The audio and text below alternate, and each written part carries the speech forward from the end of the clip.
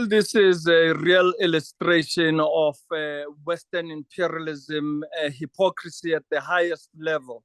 You have seen how they were able to immediately have sanctions against Russia, as well as send out a warrant of arrest against President Vladimir Putin. But in this regard, they have not acted in the same manner. And it's simply because of their rhetoric that they've been perpetuating right throughout history of white supremacists. And this is why that we as Africa, and South Africa in particular, haven't been able to fight off 350 years of colonialism, coupled with 60 years of a brutal apartheid regime. We can truly relate to this hypocrisies that we are witnessing from the United States of America and the UK.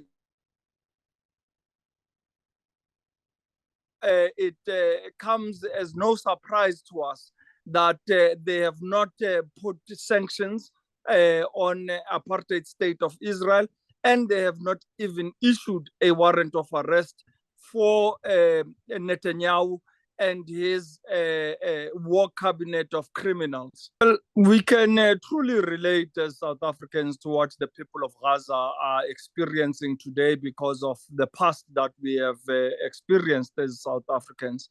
And therefore, we have continuously said to the Palestinian resistance in particular that they should unify and speak together as one voice and be able to coordinate their efforts in ensuring that they are able to defend their lands of their birth and the lands of their forefathers.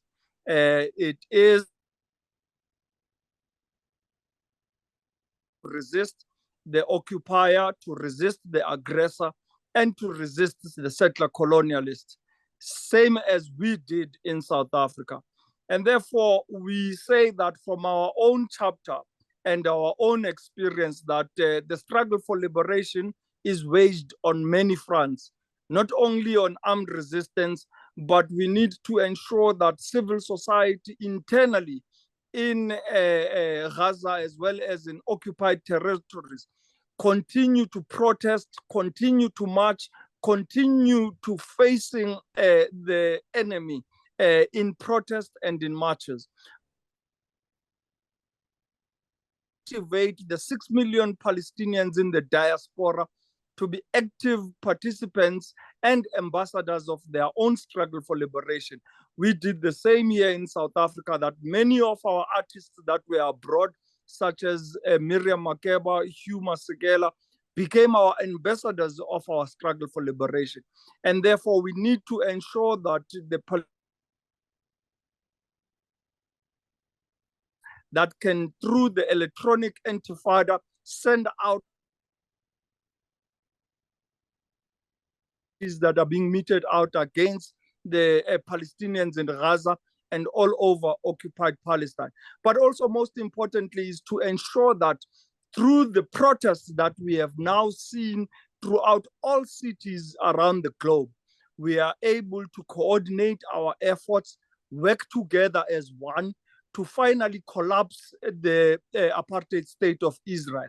We are able to utilize the numbers we have to ensure that we can isolate it like we isolated apartheid South Africa, and we can be able to ensure that through boycott, divestment, and sanctions, we will be able to ensure we are victorious and see a free Palestine in our lifetime.